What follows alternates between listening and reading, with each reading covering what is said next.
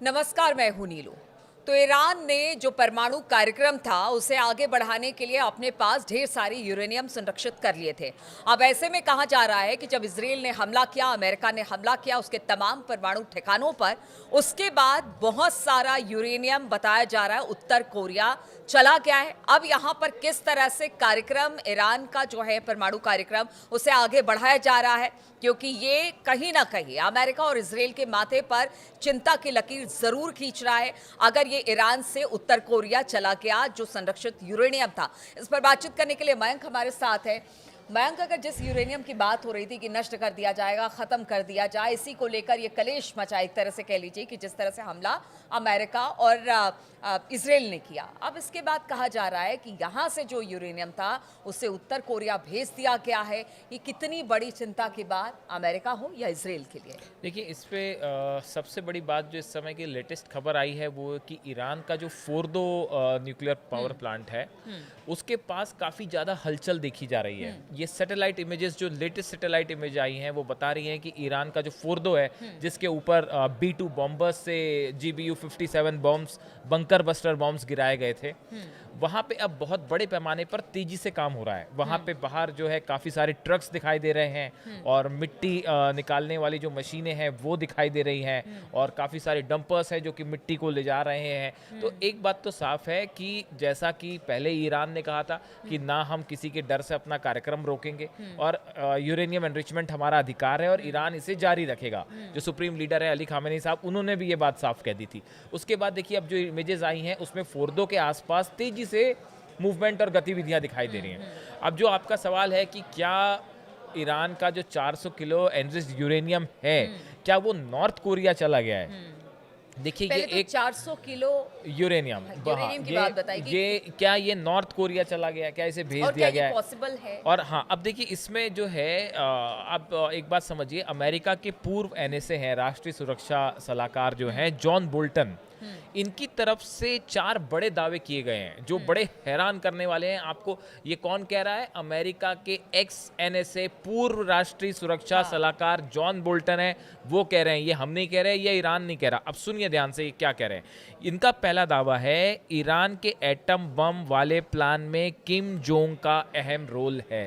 ये अमेरिका के पूर्व NSA कह रहे हैं कि जो किम जोंग हैं ये मदद कर रहे हैं ईरान के एटम बम बनाने को लेकर। हालांकि कुछ दिन पहले का ये बयान है, जब युद्ध विराम हुआ उसके कुछ दिन के बाद ही ये बयान आया था। अब देखिए, अब दूसरा इनका बड़ा दावा है कि गुपचुप तरीके से ईरान की मदद कर रहा है नॉर्थ कोरिया।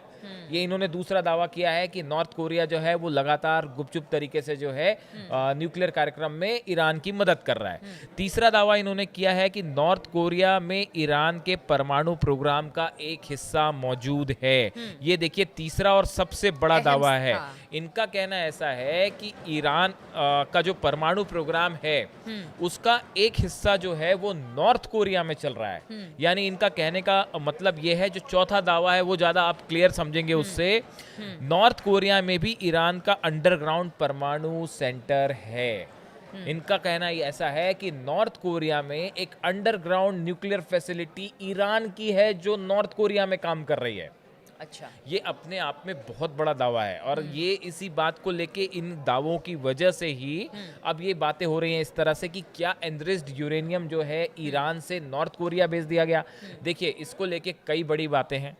आपने सवाल किया कि क्या ऐसा हो सकता है? बिल्कुल हो सकता है। देखिए, ऐसे हो सकता है, अभी थोड़े दिनों पहले खबर आई थी कि चाइना से 3 प्लेन्स जो हैं वो यूरोप जाने के लिए उड़ते हैं, हवाई उड़ान भरते हैं और वो ईरान के एयर स्पेस के आसपास आके गायब हो गए। उसके बाद वो यूरोप आगे गए ही नहीं, वो वहाँ से वापस आ गए।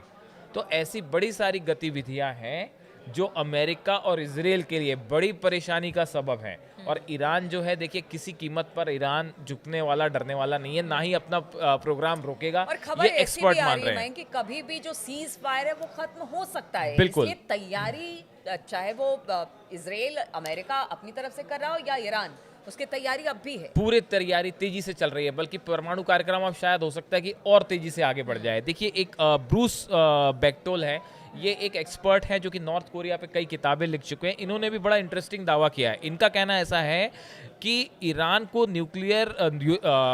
को यूरेनियम की सप्लाई नॉर्थ कोरिया से हुई है।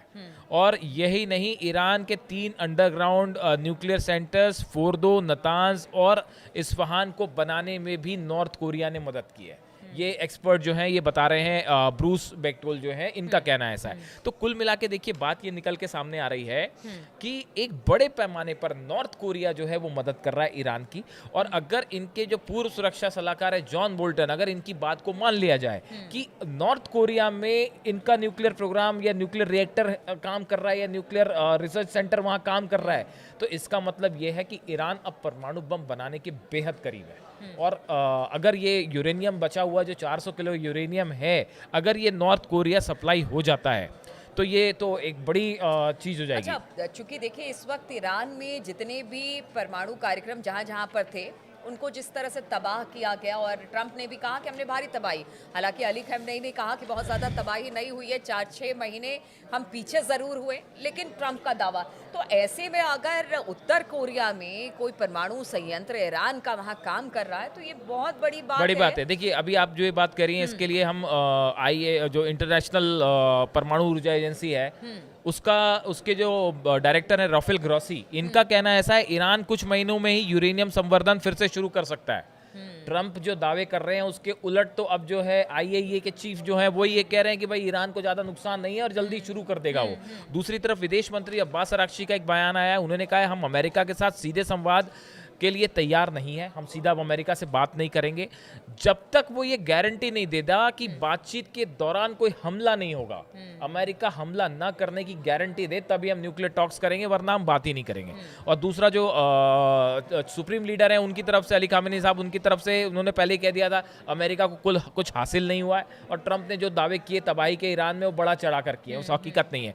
अब ऐसे में जो ये 400 किलो यूरेनियम है ये क्या ईरान में है, क्या ये नॉर्थ कोरिया चला गया? और अगर नॉर्थ कोरिया चला गया है तो किम जोंग उन का तो बड़ा सीधी पॉलिसी है कि आप न्यूक्लियर बम बनाइए, और उनका शायद एडवाइस भी यही है ईरान को कि फौरन ईरान न्यूक्लियर टेस्ट करे। तमाम सैंक्शन के बावजूद 2006 में उन्होंने पहला टेस्ट किया था, और बताया जाता है कि अब तो 40 से ज्यादा न्यूक्लियर एटम बॉम्ब्स जो हैं वो नॉर्थ कोरिया के पास हैं। तो उनकी पॉलिसी क्लियर है कि एटम बम बनाइए, अमेरिका जो है वो फिर आप पे हमला नहीं करेगा। अगर इस पॉलिसी पे ईरान चलता है तो आप देखें हो सकता है ईरान भी जल्दी न्यूक्लियर पावर हो। बिल्कुल, तो तेजी के साथ ईरान आगे बढ़ रहा है, और जिस तरह से खबर आ रही है अमेरिका ने दावा किया कि उसने बहुत सारे जो ईरान के परमाणु ठिकाने थे उसको तबाह कर दिया। लेकिन अब ऐसे में जब खबर आ रही है कि उसके बहुत सारे यूरेनियम जो है उसे भेज दिया गया है उत्तर कोरिया, वहां पर एक परमाणु संयंत्र है जो ईरान का, जहां पर काम चल रहा है इस वक्त परमाणु कार्यक्रम को लेकर या परमाणु बम बनाने को लेकर, तो आप समझिए कि ऐसे में फिर चिंता की बात होगी अमेरिका और इजराइल के लिए।